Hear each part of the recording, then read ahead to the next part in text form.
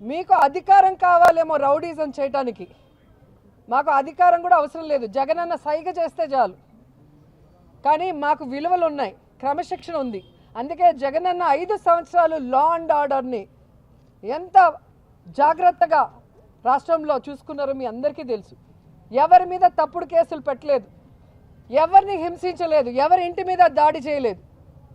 కానీ మీరు చేస్తున్నది ఏంటి? రెచ్చగొట్టే దారిలో ఈరోజు ఆడవాళ్ళు ఉన్నారు ఇంట్లో.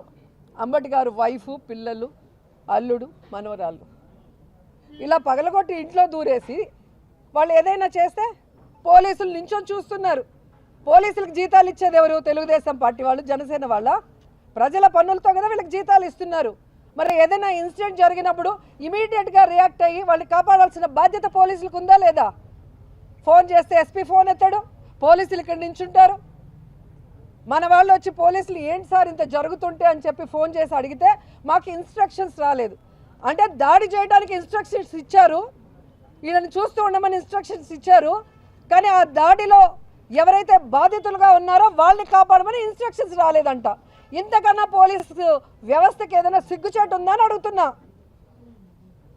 ఇప్పుడే జీరోకి పడిపోయినారు ఈ రాష్ట్రంలో పోలీసులు, కేవలం కూటమి ప్రభుత్వానికి బానిసలుగా బతుకుతూ.